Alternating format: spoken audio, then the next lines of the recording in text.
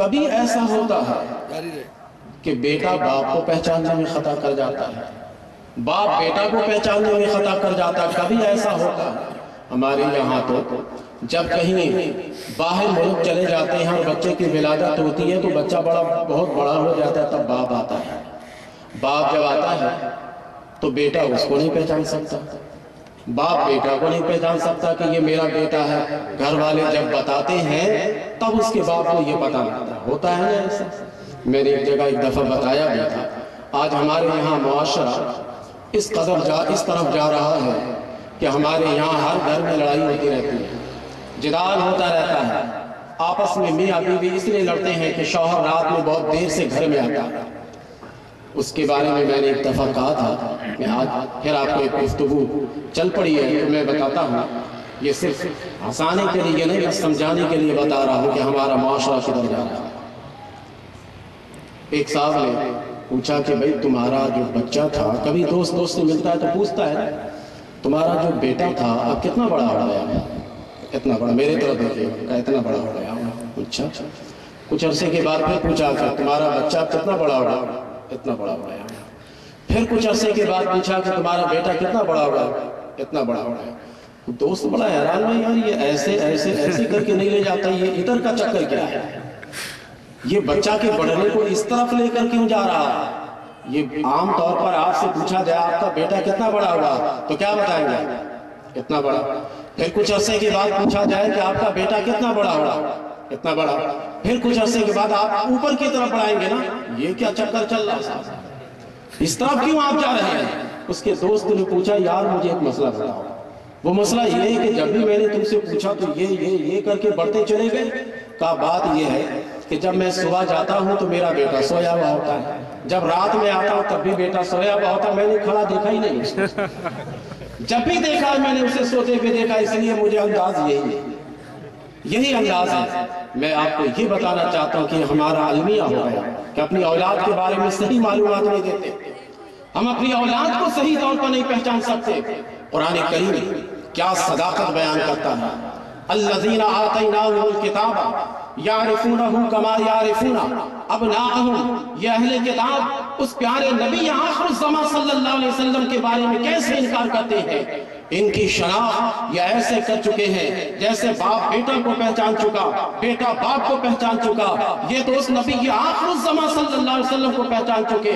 مفسرین کرام فرماتے ہیں کہ قرآن نے ایک اختصار کا سہارا لیتے ہوئے یہ مختصر گفتگو کی ہے، ورنہ بات یہ ہے کہ قرآن کریم بتانا یہ چاہتا ہے کہ اے اہل کتاب تم اپنی اولاد کے پہچاننے میں خطا کر سکتے ہو، لیکن نبی آخر الزمان کے پہچاننے میں خطا نہیں کر سکتے۔ نبی آخر الزمان کا اتنا چرچا میں نے کروایا، آدم سے لے کر عیسیٰ تک میں نے اتنا چرچا کروائے کہ اب اس نبی آخر الزمان کے صفات میں، اس نبی آخر الزمان کی ذات کے پہچاننے میں کسی قسم کے تردد سے تم کام نہیں لے سکتے۔ وہ نبی آخر الزمان کہاں آئیں گے ہم نے وہ بھی تمہیں بتا دیا، اس نبی آخر الزمان کے والد کا نام کیا ہوگا ہم نے وہ بھی تمہیں بتا دیا، اس نبی آخر الزمان کا نام کیا ہوگا ہم نے وہ بھی تمہیں بتا دیا، اور وہ بھی جسے تم مانتے ہو میں نے ان کے زبانی بتایا۔ حضرت ابراہیم علیہ السلام کو تم مانتے ہو میں نے ان کے زبانی بتایا، عیسیٰ علیہ السلام کو تم مانتے ہو ان کے زبانی میں نے تمہیں بتائے، موسیٰ علیہ السلام کو تم مانتے ہو ان کے زبانی میں نے تمہیں بتائے۔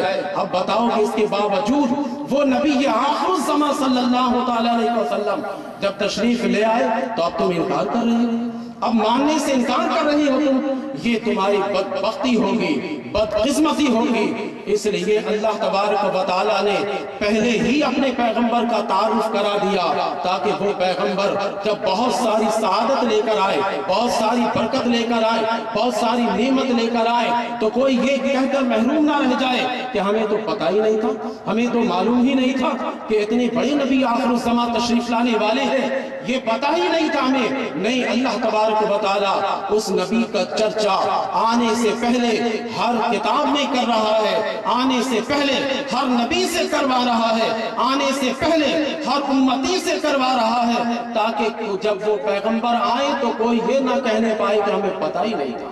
نعرہ تکبیر، نعرہ رسالت یا رسول اللہ، نعرہ رسالت یا رسول اللہ، علماء اہل سنت زندہ باد۔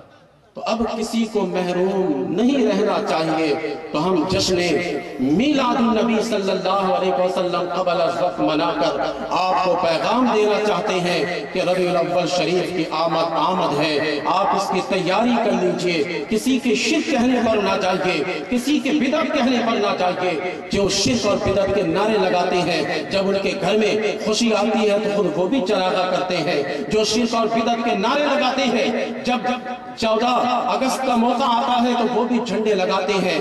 جب یہ شرک و بدعت کے جو نعرے لگاتے ہیں، جب الیکشن اور سلیکشن کا موقع آتا ہے تو پارٹی کے جھنڈے یہ بھی لگاتے ہیں، ہاتھ میں یہ بھی اٹھاتے ہیں۔ جا کر ان کے گھروں کو دیکھ لیجئے گا، ان کے گلیوں کو آپ جا کر دیکھ لیجئے گا۔ اس لیے آپ ان کے کہنے پر نہیں بلکہ قبل از وقت یہ استقبال ربیع الاول شریف کے محفل ہے یہ، اور اس محفل سے استقبال ربیع الاول کا پیغام آپ لے کر جائیے کہ آپ اپنے گھروں پہ چراغا کیجئے، گھروں پہ جھنڈے لگائیے، آپ ربیع الاول شریف کی تیاری کیجئے، اور گلی گلی میں میلاد مصطفیٰ صلی اللہ علیہ وسلم کا انعقاد کیجئے، اور بتا دیجئے کہ جب قرآن کریم نے پہلے ہمیں دارو بتا دیا، جب ہمارے علماء نے قبل از وقت اس نبی آخر الزمان کی آمد کے بارے میں ہمیں بتا دیا، تو اب ہم سستی کیوں کریں؟ اب ہم کاہلی کیوں کریں؟ اب ہم لہد و لعب سے کام کیوں لیں؟ دیکھیے بتانے والا بھی اتنا قرآن حدیث سے لا بلد تو نہیں۔ میں تو یہ کہتا ہوں کہ ایک بازار میں ایک آدمی کھڑا ہوتا ہے، یار تم نے اپنے مکان پہ جھنڈا لگا لیا تو بدعت ہے، آپ نے اس کی بات مان کر جھنڈے ہٹا دی۔ میں آپ کو بتا رہا ہوں میری بات پر یقین نہیں، تعجب ہے، آپ کا ذہن کہاں چلا گیا؟ ایک عام سا آدمی جس کو قرآن و حدیث کے بارے میں کوئی علم نہیں، وہ کہتا تو جھنڈے اتار دیتے۔ ایک عالم بتا رہا تو آپ اس پر یقین نہیں آ رہا۔ آپ دائیں بائیں نہ دیکھیں، علماء اہل سنت جو بتاتے ہیں اس پر یقین کر لیجیے، اور یقین جانیے کہ یہ میرے نام کا جھنڈا نہیں لگائیے گا، میرے باپ کے نام کا جھنڈا نہیں لگائیے گا، میری کوئی تنظیم نہیں ہے، میری تنظیم کا جھنڈا آپ نہیں لگائیے گا، یہ نبی کے عظمت کا جھنڈا لگائیے۔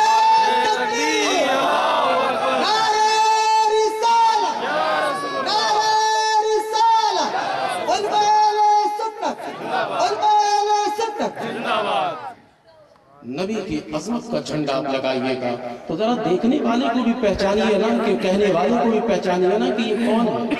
ایک ایسا آدمی جو آپ سے کہہ رہا ہے، اس سے کہیے سورہ اخلاص کا ترجمہ کر، وہ ترجمہ نہیں کر سکے، اور وہ اتنا بڑا فتویٰ دے رہا اور آپ گھر سے جا کر جھنڈے اتار رہا۔ تعجب ہے، آپ کس کی بات کو مان رہے ہیں؟ آپ نے اپنی حیثیت بتا دی کہ آپ کی یہی حیثیت ہے کہ چلتے پھرتے آدمی کی بات کو آپ مان لیجئے گا۔ جھنڈے لگائیے، یہ سنت الہی ہے، چراغا کیجئے، یہ سنت الہی ہے، نبی کے نام پر خوشی منائیے، یہ سنت الہی ہے۔